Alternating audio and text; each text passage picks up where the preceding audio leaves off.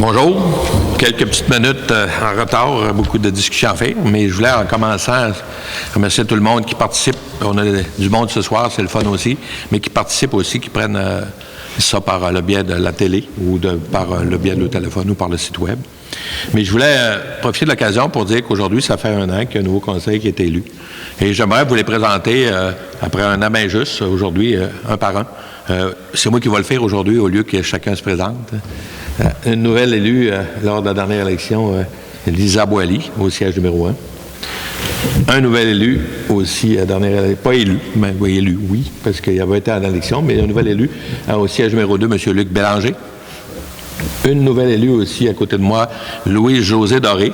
Puis je tiens à le spécifier comme il faut, parce que des fois, on dit Louis-José, puis c'est peut-être pas tout le monde qui la connaît, c'est important de le faire. Un ancien à côté de moi, au siège numéro 4 avec Michel Simard. Notre vétérante au siège numéro 5, je dis ça, c'est drôle, j'ai demandé tantôt, je pouvais le faire avec Hélène Gagnon. Et une nouvelle élue aussi qui s'est joint au groupe le 7 novembre l'année dernière avec Franche Chapdelaine au siège numéro 6. Et une vétérante aussi, notre directrice générale, qui est avec nous autres depuis un bon bout de temps, Stéphanie Gagnon. Puis tantôt, on me disait en joke, on va regarder jusqu'à temps qu'on meurt. Mais en tout cas, on y en parlera. Mais je pense que c'est important. On a une belle équipe. C'est le fun. Il y a du travail qui se fait. On a beaucoup de travail, beaucoup de dossiers qui sont en cours. Je vais en parler plus un peu dans mon mot du maire, mais je pense que c'est important qu'on prenne le temps de dire aux citoyens qu'il y a beaucoup de choses qui risquent de changer au courant des prochaines années avec l'avenue des immigrants qui vont arriver. Ça fait que notre communauté est quand même la cible de beaucoup de monde aux alentours et c'est que souvent des bons commentaires. Ça fait que c'est le fun pour notre communauté de le faire de cette façon, mais je voulais spécifier ça aujourd'hui, étant donné que ça fait 1 an que le nouveau conseil avait été élu. Donc, ça va être mon mot de bienvenue qui était quand même pas trop pire, là, pas trop long. Ça fait que je vous en remercie d'avoir pris la peine de m'écouter quelques minutes. La lecture et l'acceptation du procès verbal de l'ordre du jour, bien entendu, comme on fait à la coutume, on ne la lira pas toute parce que ça va prendre du temps pour la lire, mais on va l'énumérer au fur et à mesure. Donc, ça va me prendre un proposant pour l'ordre du jour. Oui. OK, il y en a 3. Fait que Lisa, vas-y. On va y aller avec Lisa pour l'ordre du jour. Et tout le monde est d'accord avec ça, ça doit, parce que tout le monde avait levé le main. OK. Après ça, on va y aller avec l'acceptation du procès verbal de l'Assemblée du 17 octobre. Aussi, ça va me prendre une adoption, France, qui va nous faire l'adoption de l'ordre du jour. Donc, c'est tous les documents qui ont été reçus par les conseillers. Et c'est aussi sur le site web de la municipalité, ceux qui veulent nous suivre comme la coutume. Et n'oubliez jamais, des questions. Aujourd'hui, c'est du monde qui sont venus ici, qui sont venus me poser des questions en personne pour avoir les réponses qu'on avait à leur donner. Et je pense que c'est la meilleure façon. Vous appelez à la municipalité, il y a quelqu'un qui va être capable de vous répondre et qui va vous donner bonnes informations. 256-3545, c'est ça? Je me guette parce que la dernière fois, j'avais donné mon numéro. Ça n'a rien changé, là, mais il faut que ce soit important pour induire le monde en erreur. Donc, faites-le de cette façon-là. C'est la meilleure façon d'être capable d'avoir les meilleures réponses. C'est pas devant un café, puis je n'ai rien contre les personnes qui prennent des cafés, mais c'est d'aller poser des questions aux bonnes personnes, puis on est en toute franchise ici. Les conseillers qui sont dans notre équipe sont au courant de tous les dossiers, dans tous les sens. Faites quelques petits tests, c'est ma façon de faire les choses au commencement. Puis, même une petite minime faille, mais il ne faut plus que ça se produise. Et ces choses-là, quand on en parle ensemble, il faut que ça reste entre nous autres. Et je peux vous dire que c'est vraiment plaisant parce que les choses restent ici, mais au moins sont au courant quand ils entendent parler de quelque chose. Puis ça, une équipe, c'est de cette façon qu'on réussit à avoir une bonne équipe. Donc, pour l'acceptation du procès verbal, c'était fait. Le rapport du maire, je vais essayer aussi d'être bref là-dedans, vu que j'ai parlé quand même pas mal à l'entrée sur mon rapport du maire. Je voulais mentionner qu'on avait aussi j'ai beaucoup de choses qu'on commence à prendre la vraie vie là, depuis octobre. Quand la chasse finit, on dirait qu'on en revient à la vraie vie. C'est encore, je l'ai mentionné à la dernière assemblée, mais je la rementionne. Je pense que la chasse est encore plus populaire que les vacances de construction. C'est assez capoté. Mais c'est le fun. Il y a du monde, c'est une activité quand on reste en région. C'est là pour ça. Mais je veux juste dire qu'on a repris quand même les dossiers. Stéphanie est toujours facile à rejoindre. Les conseillers, on n'a jamais de problème. On est capable de discuter beaucoup ensemble. Beaucoup de dossiers qui sont en cours. On a beaucoup de demandes, beaucoup de rencontres, des petites affaires qui clochent, mais on essaie de les régler, puis ça se déroule quand même assez bien. On a eu aussi, le 27 octobre, une rencontre qu'on a faite avec la MRC, tous les dirigeants de la MRC, et les 9 maires, et on est à 19 personnes, et tous les dirigeants qui sont là.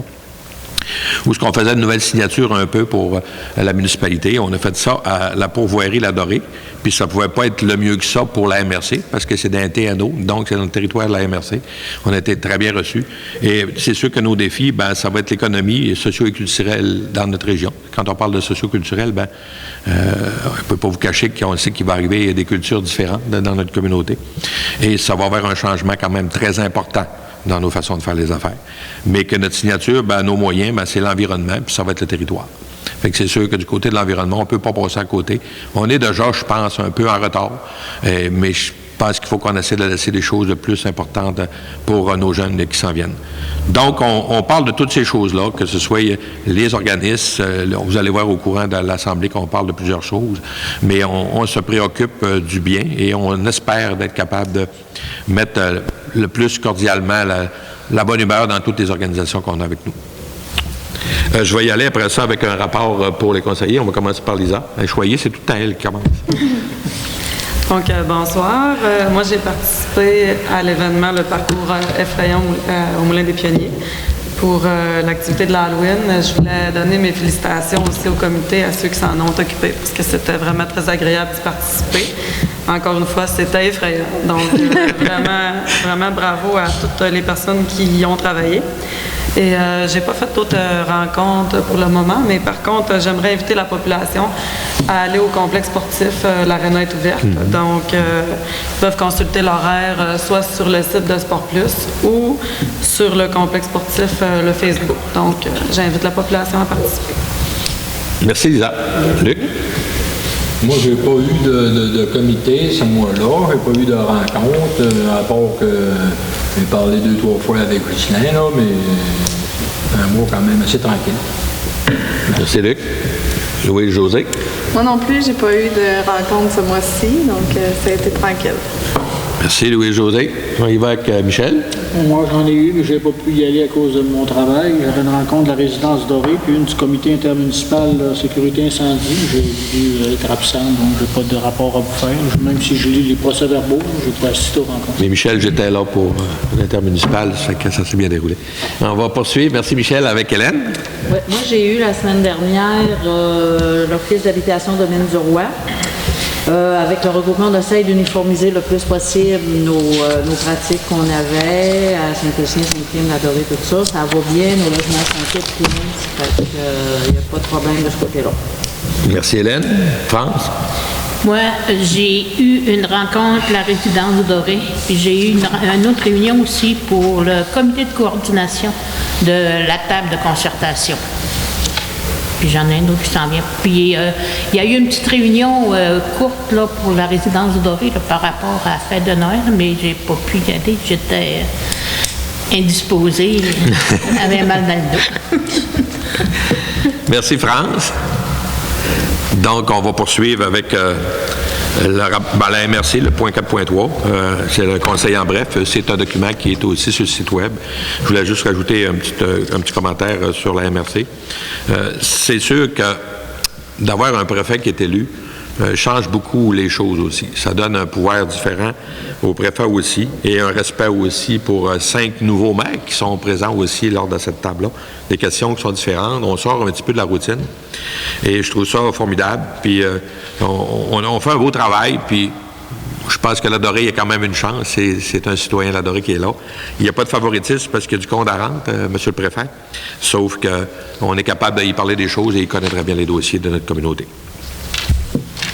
Donc, on va poursuivre avec l'acceptation des comptes au point 5.1 dans le point finance avec Hélène. Oui, moi, je proposerais d'accepter la liste des comptes au montant de 235 347 et 30 taxes incluses. J'ai fait la vérification, posé quelques questions, tout était clair. Merci, Hélène. Tout le monde est d'accord avec ça? Ça va? Oui. On va poursuivre avec le point 5.2 avec le rapport financier. Moi, Hélène, elle vient de le faire. Non, c'est ça, on l'a fait. OK, c'est juste un dépôt. Excusez, j'étais un petit peu trop rapide. C'est un dépôt qu'on a fait en Assemblée. Donc, chacun des conseillers a reçu le document de ça. Au point 5.3, c'est les lots volants, demande de cautionnement avec Lisa Boily. Comme à chaque année, le conseil d'administration de Les Loups au volant sollicite la municipalité pour un cautionnement de 127 000 pour la loterie du Festival des camionneurs 2023. Je propose d'autoriser le cautionnement demandé. Tout le monde est d'accord avec ça? Mon information, c'est pas quelque chose de nouveau, c'est quelque chose qui existe depuis plusieurs années. Et je pense que vous allez voir un peu plus loin que c'est quand même assez important pour notre communauté. On va poursuivre au point 6, période de questions. Est-ce qu'il y a des questions? Non. Pas de questions. Donc, on va poursuivre avec le point administration, le point 7.1. Audit municipal, attribution des mandats avec Luc Bélanger.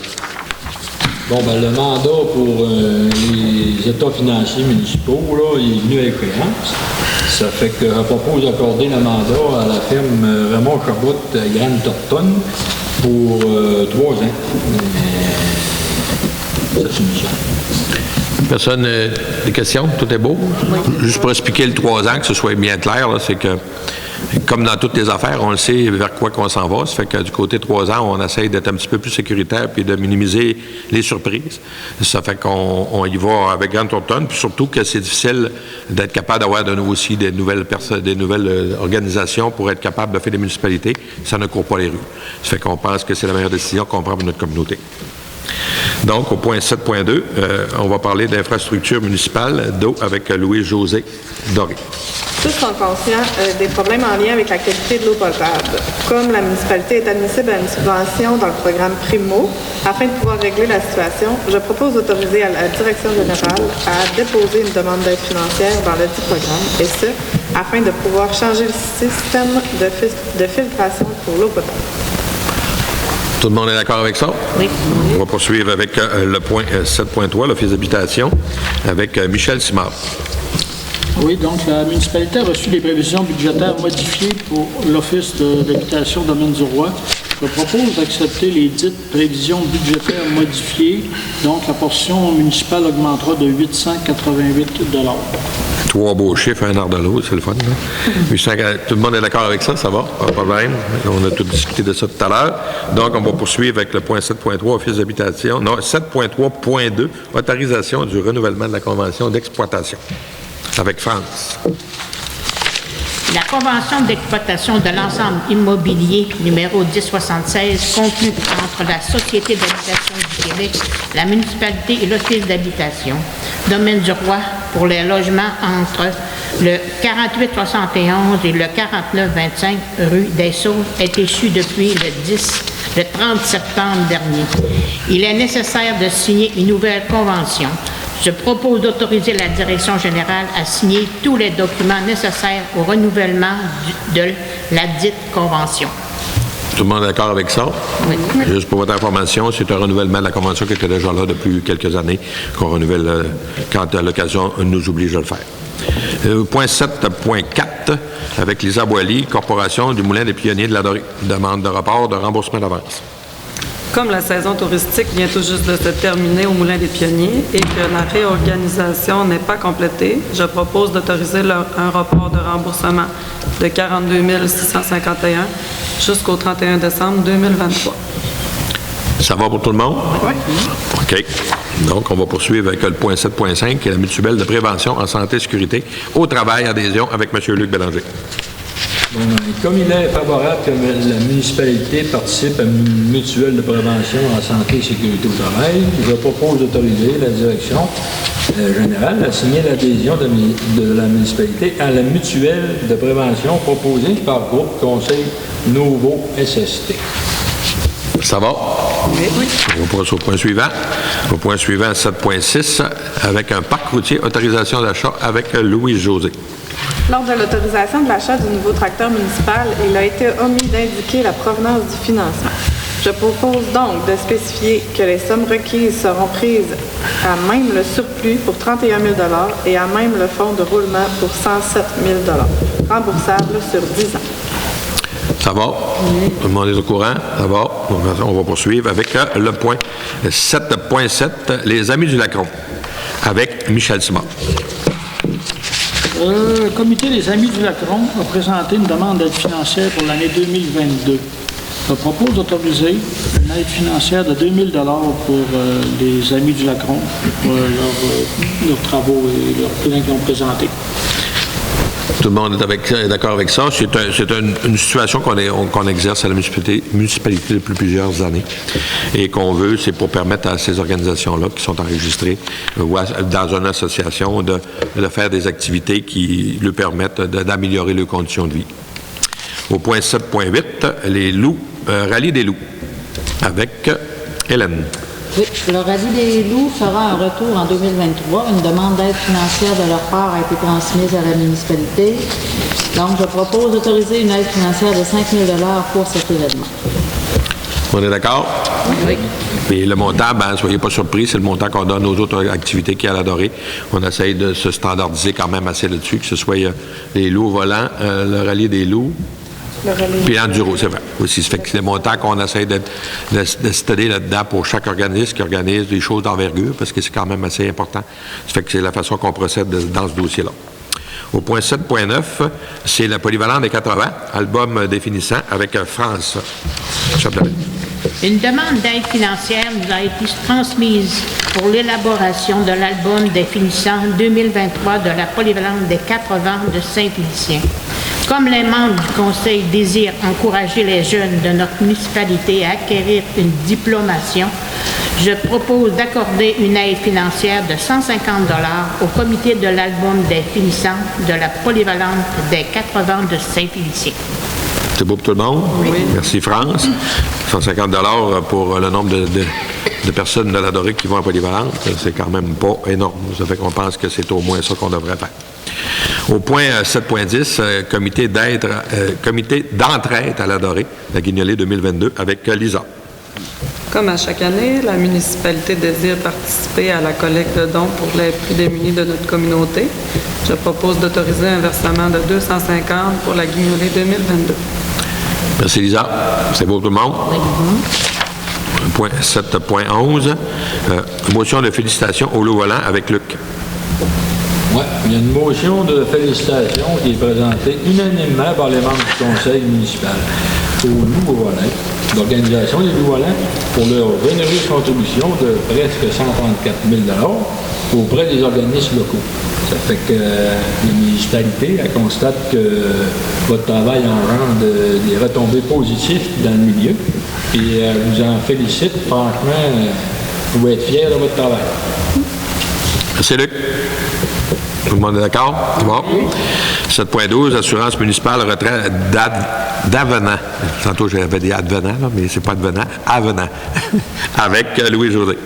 Dans les protections en assurance de la municipalité, nous retrouvons la Corporation d'aménagement et de développement de l'Adoré et l'ancienne entité qui assurait la gestion du complexe sportif, soit Complexe sportif l'Adoré 2008. Comme ces deux entités ne sont plus en fonction, je propose de demander leur retraite de nos protections en assurance. Je pense que c'est assez clair dans la proposition. Tout le monde est d'accord avec ça. Ça va? On va poursuivre. Au point 7.13, où est-ce qu'on parle du parc informatique et téléphonique, achat d'équipement avec Michel Simon. Il va entendre Hérode. Le système téléphonique en place date de plus de 10 ans et présente des ratés. Également, certains ordinateurs utilisés par les membres du personnel sont désuets. Avant que ces équipements brisent définitivement, je propose d'autoriser l'achat de 5 ordinateurs et le changement du système téléphonique selon les propositions reçues pour un montant de plus ou moins 10 000 $. On est d'accord avec ça. De façon d'un autre, on n'a pas besoin de discuter longtemps là-dessus. Vous savez que du côté de l'informatique et tout ça, ça change très rapidement. Fait que quand on veut suivre le bateau, on n'a pas trop le choix. Ça fait que c'est ce qu'on fait dans ce dossier-là. Donc, on va fonctionner de cette façon-là. Donc, on va poursuivre avec, il n'y a pas d'autre point dans le point 7, la sécurité publique, on n'a pas de point qui donnait. Dans le point 9, la voirie avec le 9.1, le ministère du Transport avec Hélène Gagnon. Oui, comme à chaque année, le ministère des Transports a versé une compensation pour l'entretien des routes locales. Je propose que la municipalité informe le ministère de l'utilisation de la dite compensation visant les routes admissibles, et ce, afin de se conformer aux règles en vigueur. Merci, Hélène. Tout le monde est d'accord avec ça. On a fait des discussions tantôt, puis c'est bien clair, la situation est claire dans ce dossier-là. Au point 9.1.2, programme d'aide de voirie locale à l'Adoré, avec France Chapdelaine.